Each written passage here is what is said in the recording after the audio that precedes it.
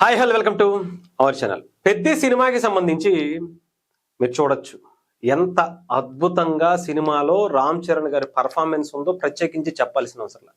చాలా మంది రివ్యూవర్లు ఈ సినిమాని బ్యాట్ చేసేటువంటి పనిగా పెట్టుకొని కొంతమంది అదే పనిగా విషం చిమ్ముతూ ఉన్నారు. బట్ సినిమా మాత్రం ఎక్కడ ఆగట్ల. ఎంత తొక్కుదామని చూసినా రామ్ చరణ్ గారు ఆయన పర్ఫార్మెన్స్ తో సినిమాని ఆయన భుజస్కంధాల మీద వేసి తీసుకువెళ్తున్నటువంటి పరిస్థితి కనిపించింది. 420 కోట్లు దాటినటువంటి కలెక్షన్స్ కూడా ఇప్పటికే మనం చూసాం. ఇంకా ఈ సినిమా గురించి ఇంకేం మాట్లాడతావు, ఇంకేం చెప్తావు అంటే ఆల్మోస్ట్ 15 రోజులు అయిపోయింది కదా, ఇంకా ఏం మాట్లాడడానికి ఏముంది అంటే అసలు సినిమా ఇప్పుడే మొదలైందేమో అనిపించింది. అసలు ఇప్పటిదాకా చూసినటువంటి పెద్ద సినిమా వేరు, ఇప్పుడు చూస్తున్నటువంటి పెద్ద సినిమా వేరు అనుకునేటువంటి మ్యాసివ్ చేంజెస్ కనిపించాయి. ఏంటి అంతలా చేంజెస్ అంటే ఎస్, కొత్త సీన్స్ యాడ్ చేస్తారు అనేటువంటి వార్తకు వచ్చింది కదా, దానికి సంబంధించిన ఒక వీడియో ఇది. ఇన్ 5 minutes 56 seconds కి సంబంధించిన న్యూ సీన్స్ యాడెడ్ అని చెప్పి వచ్చింది. ఫ్రమ్ టుమారో అని చెప్పి 3 రోజులు అవుతుంది ఈ సినిమాకి సంబంధించి ఆ సీన్స్ యాడ్ చేసి. సినిమా ఈ యాడ్ చేసిన తర్వాత నిజంగా చెప్పాలంటే ఎవరైతే కొంతమంది పనిగట్టుకుని ఈ సినిమాని ట్రోల్ చేస్తూ జాన్వీ కపూర్ గారికి సంబంధించినటువంటి క్యారెక్టర్ని తక్కువ చేసి చూపిస్తూ బుచ్చిబాబు గారిని ఇష్టానుసారం మాట్లాడారో వాళ్ళందరికీ కూడా ఈ 5 నిమిషాల 56 సెకండ్లలో మొత్తం క్లారిటీ ఇచ్చేసాడు. మొత్తం చెప్పాలంటే సినారియో మొత్తం చేంజ్ చేసాడు.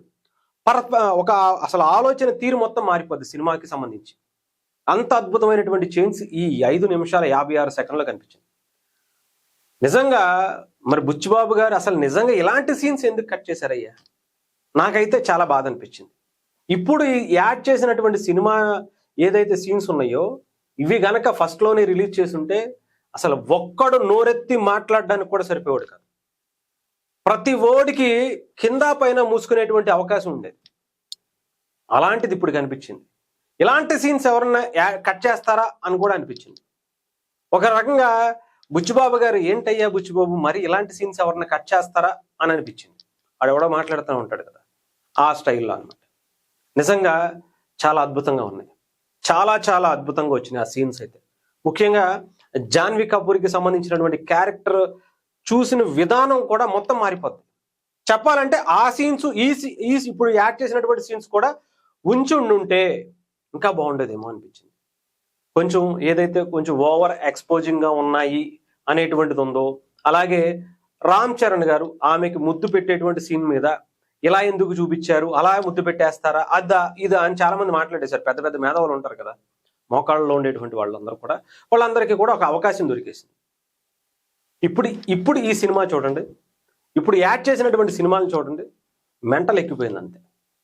కట్ చేసేసారా పక్కన పెట్టేశారా అనే దానికన్నా ఈ సీన్స్ ఒక సినిమా, ఇప్పుడు పెద్ద సినిమాకి సంబంధించి ఇప్పటి వరకు మాట్లాడిన ప్రతి ఒక్కళ్ళ నెగిటివ్ చేసిన ప్రతి ఒక్కడికి కూడా సమాధానం దొరికిపోద్ది. ఎందుకు కట్ చేశారు, ఎందుకు అసలు ఎవరు రామ్ చరణ్ గారు ముద్దు పెట్టారు, ఇవన్నిటికీ చాలా క్లారిటీ వచ్చేస్తుంది.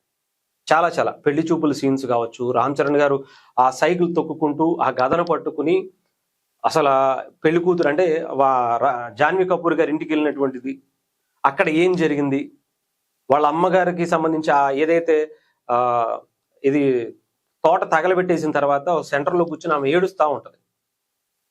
అంటే సింపతి కోసం క్రియేటివ్ అవుతూ ఉంటుంది ఒక సీన్ అంతా కూడా.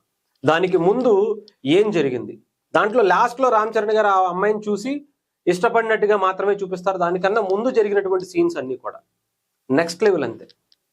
చాలా ఉన్నాయి. అసలు రామ్ చరణ్ గారికి ఎన్ని పెళ్లి చూపులు చూశారు, ఎంతమంది వెనకాల తిరిగారు, ఏంటి, ఇవన్నీ కూడా ఇప్పుడు అద్భుతంగా వచ్చింది సినిమా. అసలు అంతలా ఇష్టపడటానికి రామ్ చరణ్ గారికి జాన్వీ కపూర్కి ఆ క్యారెక్టర్ని ఎందుకు ఇష్టపడతారు అనే దాన్ని కూడా ఒక క్లారిటీ ఇచ్చారు. నిజంగా చెప్తున్నాను కదా, బుచ్చిబాబు గారు చాలా తప్పు చేశారు. మీరైతే ఈ సీన్స్ కట్ చేసి చాలా తప్పు చేశారు. ఈ సీన్స్ ఇప్పటిదాకా లేట్ చేసి చాలా తప్పు చేశారు అనిపించింది. లాంగ్ డ్యూరేషన్ అంటారా, ఇంకొకటి అంటారా, చాలా ఉన్నాయి. మొన్న వచ్చినటువంటి యానిమల్ కావచ్చు, ఇంకోటి కావచ్చు, 4-5 గంటలు కూడా ఉన్నాయి. ఈ 5 నిమిషాలు అప్పుడే యాడ్ చేసేసుకుంటే మిమ్మల్ని ఏ ఒక్కడు వేలెత్తి చూపడం కావచ్చు, నోరెత్తి మాట్లాడేటువంటి అవకాశం కూడా ఉండదు. అనవసరంగా మాట్లాడబడ్డారు కదయ్యా.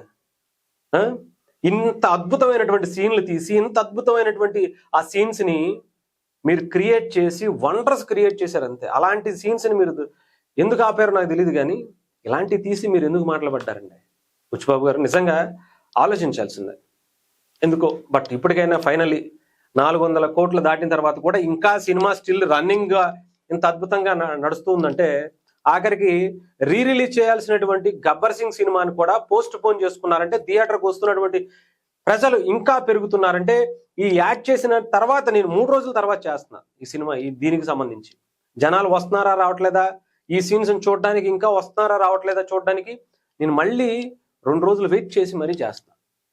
సో ఎంతమంది ఈ సినిమాని తొక్కుదాం అనుకున్నా, రామ్ చరణ్ గారు ఆయన కథ బలంతోనే ఇప్పటి వరకు ఈ సినిమా వచ్చింది. సినిమా బాగోకపోతే 400 కోట్లు కలెక్షన్స్ రావు. సినిమా బాగోకపోతే ఇంకా 15వ రోజు 16వ రోజు ఇంకా 1-2 కోట్ల రూపాయల కలెక్షన్స్ ఇంకా రావు. ఇంకా బుక్ మై షోలో ఈ సినిమాకి సంబంధించి ఇంకా టికెట్లు తెగేటువంటి అవకాశం ఉండదు. సినిమా బాగోకపోతే ఎవడైనా ఒక షో ఆడిస్తాడు, 2 షోలు ఆడిస్తాడు, 3 షోలు ఆడిస్తాడు. ఇలా 15 రోజులు 20 రోజుల పాటు షోలు ఆడించర్రా. మీకు అర్థం చేసుకుని తగలాడండి. ఇప్పటికైనా ఏదో ఒక చిన్నది దొరికింది, దాన్ని పట్టుకుని వేలాడారు, బాగానే ఉంది. ఇప్పటికైనా సినిమాని చూడండి, చూసి ఆ తర్వాత మాట్లాడండి.